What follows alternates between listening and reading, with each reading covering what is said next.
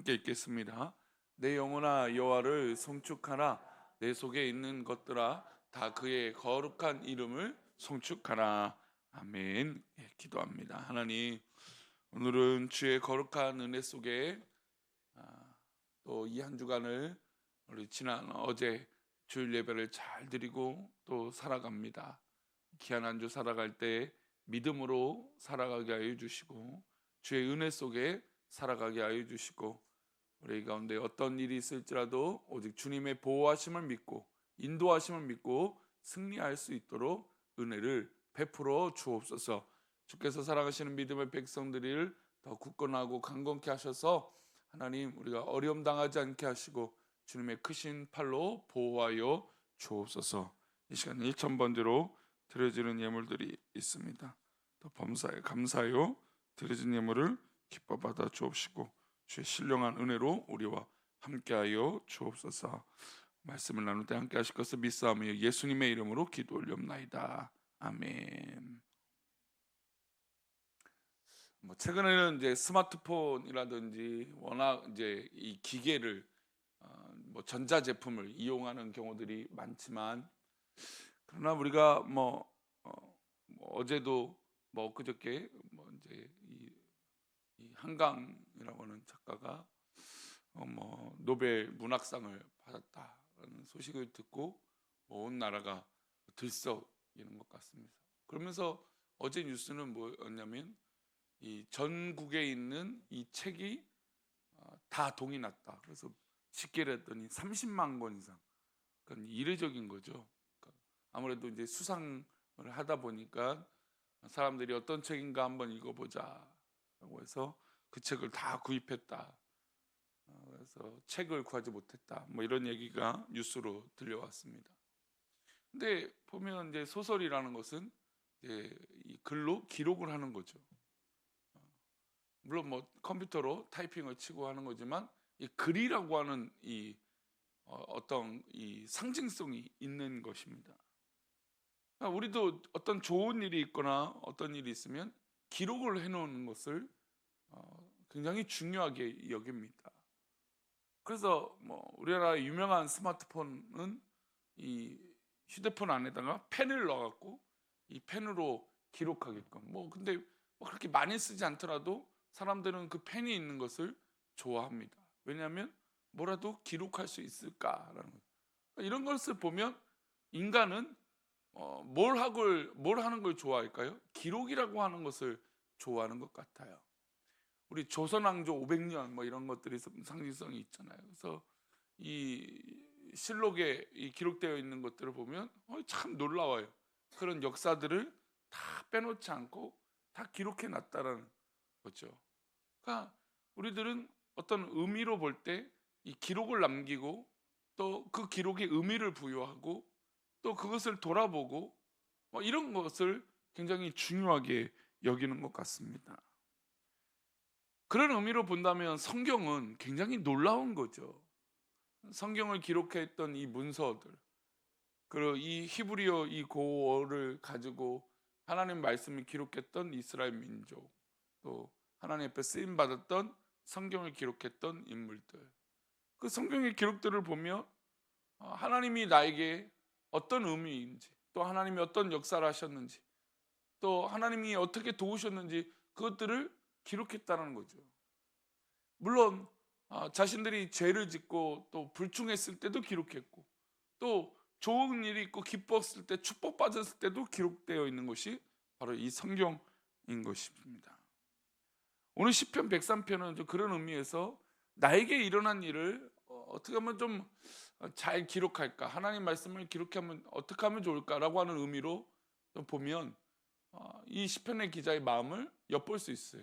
왜 어떤 하나님, 나에게 어떤 하나님인지 기록했던 그 마음을 오늘 말씀을 통해서 엿보고자 합니다. 우리 1절과 2절인데요. 읽어볼까요? 내 영혼아 여호와를 송축하라. 내 속에 있는 것들아 다 그의 거룩한 이름을 송축하라. 내 영혼아 여호와를 송축하며 그 모든 은택을 잊지 말지어다. 지금 하나님의 은혜가 너무나 크고 감사해서 하나님의 이름을 찬양합니다. 메마른 땅을 종일 걸어가도 나 피곤치 아니하며. 그런 마음을 담아서 이 시편 기자도 역시 내 영혼아 여호와를 송축하라. 내 속에 있는 것들아 다 우리 하나님의 거룩한 이름을 송축하라. 근데 이 감격한 이 기분이 너무나 크고 이 감정이 너무나 좋아서 어떤 말로 되새기고 있습니까? 그의 모든 은혜를 잊지 말고 기억하라라는 것이죠. 그러니까 어떻게 보면 기록이라고 하는 것은 잊지 않기 위해서 기록을 하는 겁니다. 특별히 이 시편의 기자는 하나님의 은혜가 너무나 크고 감사하기 때문에 그 하나님의 은혜를 잊지 않기 위해서 기록해야겠다라고 하는 마음으로 이 시편 103편을 기록한 것이죠. 내 마음은 뭐 여러 가지 상황 가운데 여러 감정이 들지라도 그래도 지금 이 상황을 기록해 놓으면 나중에 이것을 읽었을 때 내가 그렇지 말아야 되겠구나. 내가 그때는 그랬구나라는 것을 기억할 수 있는 것이죠. 다윗은 하나님의 은혜를 지금 받았는데 내 영혼이 하나님을 부정하거나 부인하는 일이 없도록 자신의 영혼을 단단히 단속하고 있는 것이죠. 그래서 자신의 영혼에게 하나님을 찬양하고 여호와를 송축하라고 스스로에게 명령의 단어들을 쓰고 있는 겁니다. 내 영혼아 송축하라. 그 감정과 그 상황들을 기록함으로 내 영혼이 하나님 앞에 그렇게 있어야 되는 것을 되새기고 있는 것이죠. 하나님의 이름을 찬양하라고 명령하는 것이죠. 그러면 도대체 그에게 어떤 놀라운 일이 있었기에 하나님의 앞에 자신이 그런 다짐들을 하고 있는 것일까요? 우리 3절부터 5절인데요. 함께 읽겠습니다. 그가 내 모든 죄악을 사하시며 내 모든 병을 고치시며 내 영혼을 속량하시고 인자와 긍휼로 관을 씌우시며 좋은 것으로 내 소원을 만족하게 하사 내 청춘을 독수리같이 새롭게 하시는도다. 지금 보니까 우리가 기록을 남길 때 보통이면 좋은 것을 남기려고 하겠죠. 근데 지금 이 상황을 보니까 이 다윗이 좋은 상황인가요? 자기가 죄악을 저지른 상황인가요? 자기가 지금 죄악을 저지른 상황이에요. 자기가 죄를 저질렀는데 하나님께서 내 죄악을 사하여 주시고 내 모든 병을 고쳐 주셨다는 겁니다. 그리고 이 생명을 파멸해서 속량해 주시고 인자와 긍휼로 나를 용서해 주셨다는 의미로 쓰고 있는 겁니다. 그리고 좋은 것으로 내 소원을 만족하게 하셨다는 겁니다. 그러면 지금 이 상황은 자기가 죄를 저질렀는데 하나님께서 이 죄를 용서해 주셨고 그리고 그 죄로 말미암아 자기가 죽을 수밖에 없는 또 이 병들 수밖에 없는 상황인데 하나님이 그 생명도 내 생명도 고쳐 주셨다는 겁니다. 그리고 정말 그 회복을 시켜 주셨는데 독수리 같이 그렇게 힘찬 모습으로 나를 회복시켜 주셨다는 겁니다.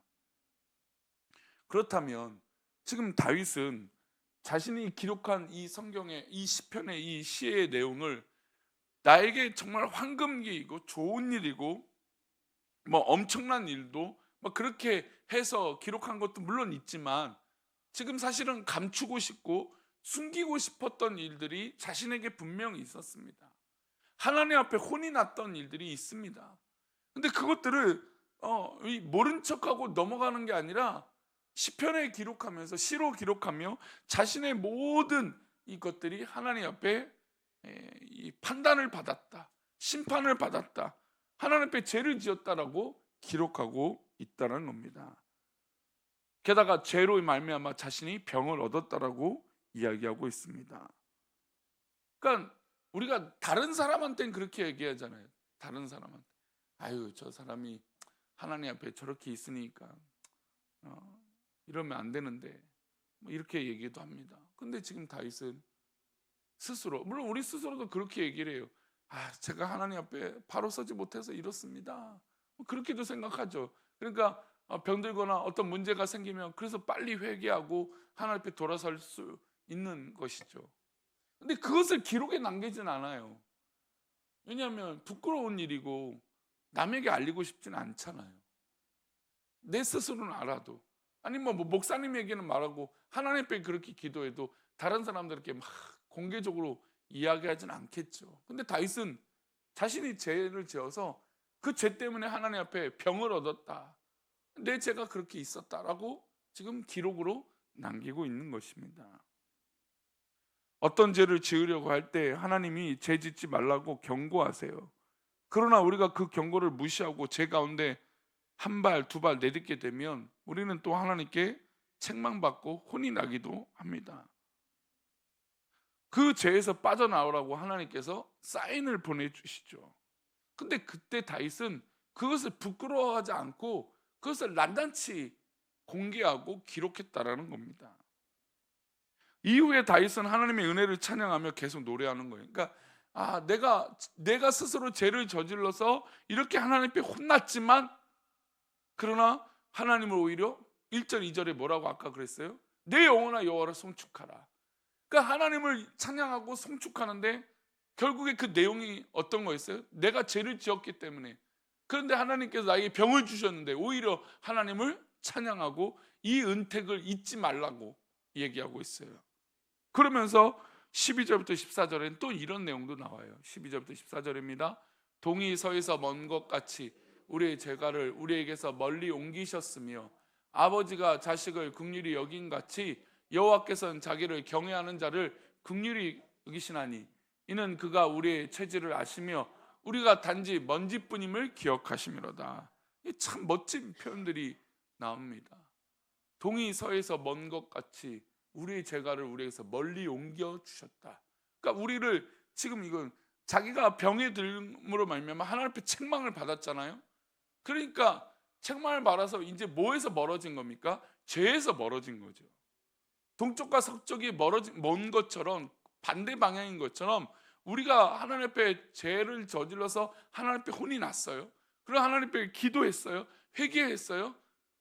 그러면 그 죄와 멀어졌다라는 거죠. 그리고 하나님께서 나를 어떻게 사랑하시냐? 아버지가 자식을 긍휼히 여긴 같이 하나님을 사랑하고 하나님 앞에 바로 선 나를 회복시켜 주시고 긍휼히 여겨 주셨다는 겁니다.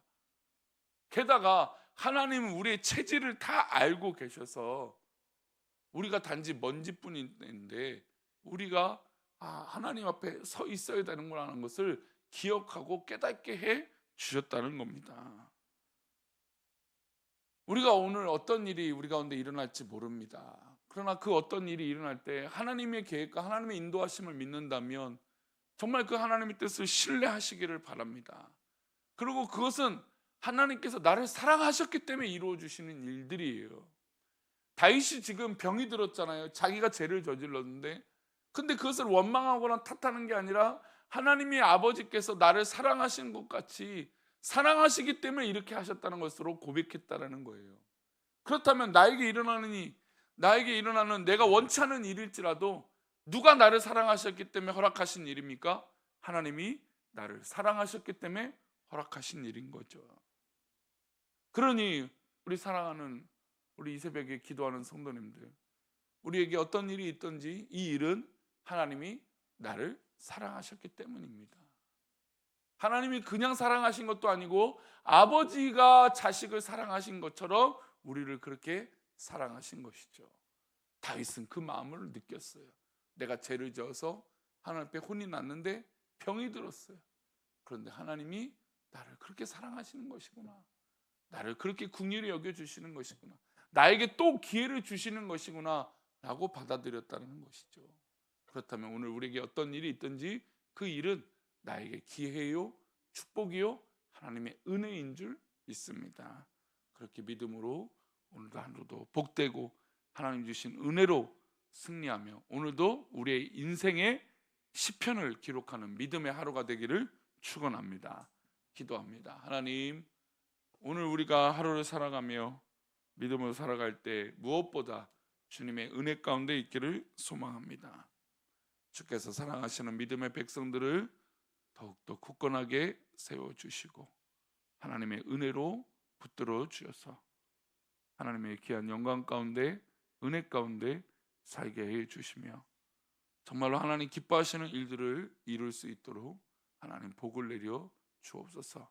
하나님 나를 얼마나 사랑하시는지 우리가 우리 삶에서 증거가 되게 하여 주시고 기록할 수 있는 그런 은혜가 있게 하여 주옵소서. 우리들을 그렇게 인도하여 주시고 붙잡아 주시고 오늘도 그렇게 복된 하루가 되기를 소망하오며 거룩하신 예수 그리스도 이름으로 기도 올려옵나이다.